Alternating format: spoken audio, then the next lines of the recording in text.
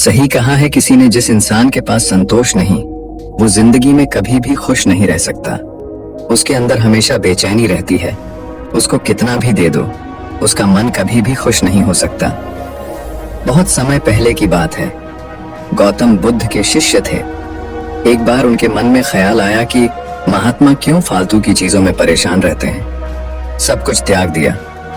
ना तो हमारा कोई घर है, ना कोई खाने की अच्छी चीज है और ना ही किसी भी तरह की सुख सुविधा। इतनी सर्दी में भी हम इस पैर के नीचे ही बिना बिस्तर के सोते हैं। अगर भगवान ने हमें दिया है तो हमें भी घर बनाना चाहिए। अपने घर से भी तो हम ज्ञान का संदेश दे सकते हैं। उसके मन में ख्याल आया कि उसे भी अपना एक घर बनाना चाहिए जिसमें आलीशान कमरे और सुख सुविधाएं हों। वो एक बार वो नगर में भ्रमण के लिए निकला था तो किसी ने उसे एक गद्दा तोहफे में दे दिया।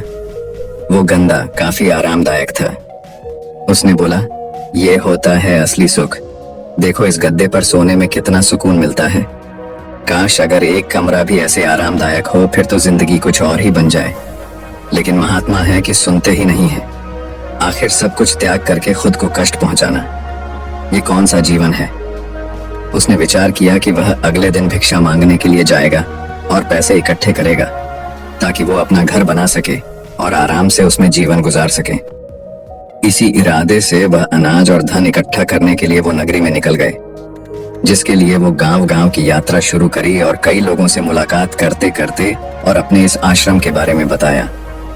इसी यात्रा के दौरान उनकी मुलाकात एक किसान से हुई। वो किसान बहुत गरीब था लेकिन फिर भी काफी उदार दिल का था। उसने महात्मा से आग्रह किया कि आप बहुत थक गए हैं, आप आज रात्रि को मेरे घर पे विश्राम करें और भोजन ग्रहण करें तो आपकी बहुत अनुकंपा होगी। वो महात्मा मान गए। उसने उनका स्वागत किया और उनके आने का कारण पूछा। महात्मा ने उसे सारी बातें बताई। मैं बहुत दूर जंगल से आया हूँ और मैं अपने लिए एक आश्रम बनाना चाहता हूँ। किसी विचार से मैं इस नगर में भ्रमण पर निकला हूँ कि अगर मुझे कुछ धन मिल जाए तो मेरा काम आसान हो जाए। उस किसान ने महात्मा की बात सुनी और बोला, आप निश्चिंत रहें, हमारे गांव में बहुत से उदार और धनी लोग हैं जो आपकी मदद जरूर करेंगे। उसने महात्मा को भोजन कराया और बोला, आप चिंता ना करें, आप आज रात्रि को विश्राम करें, बाकी सुबह का कल देखेंगे। लेकिन उस किसान के घर में सिर्फ एक ही बिस्तर, एक ही चौकी थी और सोने का सिर्फ एक ही बंदोबस्त था। उसने महात्मा से आग्रह किया, आप मेरे बिस्तर पर सो जाइए, मैं नीचे जमीन पर सो जाऊंगा, मुझे कोई दिक्कत नहीं है। उसने एक पतली सी फर्श पर चादर बिछाई और फर्श पे लेट गया। थोड़ी ही देर में किसान जोर जोर से नाक बजाने लगा और गहरी नींद में सो गया। और यहाँ महात्मा को नींद नहीं आ रही थी। दरअसल उनकी पुरानी आश्रम में जो मोटा गद्दा था जिसको किसी ने उनकी दान में दिया, महात्मा को उस गद्दे पर सोने की आदत थी। उस गद्दे में वह आराम से सोते थे। लेकिन आज किसान की चौकी पे कोई मोटा गद्दा न था, इसलिए उनको रात भर उन्हें नींद नहीं आई और रात भर बस की किसान को देखते हैं और सोचते रहे, क्या आखिर ये कैसे निश्चिंत हो कि अपने फर्श पे सिर्फ एक पतली चादर पर नींद में सो रहा है। सारी रात ऐसे ही बीत गई। अगले दिन सुबह हुई, किसान उठा और महात्मा का चरण स्पर्श किया और महात्मा से पूछा कि आपको कोई रात में दिक्कत तो नहीं हुई। महात्मा ने बोला, नहीं, मुझे कोई दिक्कत नहीं हुई, लेकिन मैं तुमसे एक बात पूछना चाहता, तुम बिना किसी बिस्तर के इस फर्श पर कैसे सो जाते हो? तुम्हें नींद कैसे आ गई? मैं तो यही देखकर हैरान हूँ।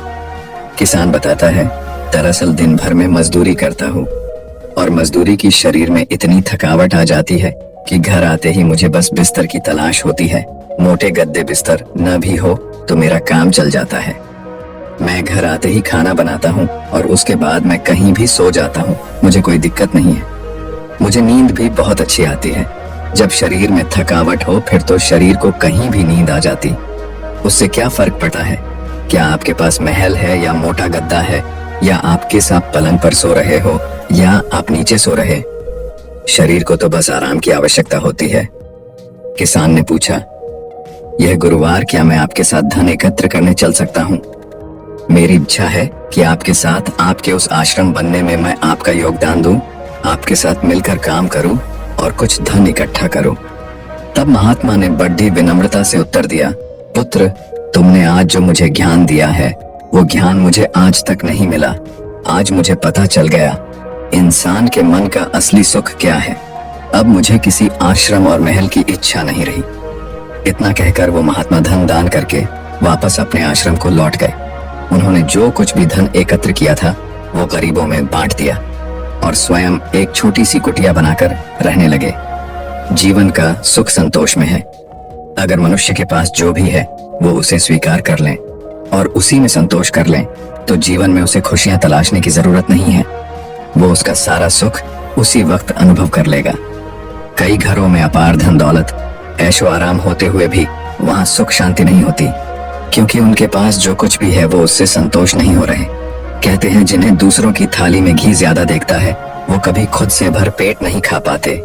इंसान को चाहिए कि उसके पास जो कुछ भी है वो उसी में खुश रहे, लेकिन इंसान ऐसा कर नहीं पाता और अक्सर दूसरों को देखते हुए और खुद को और ज्यादा चाहने की इच्छा एक अच्छा इंसान को कभी भी खुश नहीं रहने देती और इसी तरह से पूरा जीवन असंतोष में बीत जाता है। उसके पास इतना है, मेरे पास इतना क्यों नहीं। हम हमेशा दूसरों को देख के उनसे परेशान रहते हैं कि हमें इतना क्यों नहीं मिला। आखिर जिंदगी का असल दुख इन्हीं सब चीजों के बारे में सोच गई है। इसीलिए कभी कभी हमें चाहिए कि हम खुद इस बारे में विचार करें कि हद से ज्यादा इच्छा कितना सही है। जो मिले हम उसमें भी तो खुश रह सकते हैं। ज्यादा लालच और हद से ज्यादा इच्छाएं अक्सर इंसान को बीमार करते हैं। हम उम्मीद से ज्यादा अपेक्षाएं पालते हैं और जब वो चीज पूरी नहीं होती तो हमें दुख होता है और हम चिंता करने लगते हैं। जब जीवन में संतोष ही नहीं तो फिर भला जीवन का क्या मतलब। ऐसे में तो हर दिन हम परेशानी रहेंगे। इसीलिए इस बात पर विचार करने की आवश्यकता है। हमेशा याद रखें, संतुष्टि ही जीवन का मूल मंत्र है।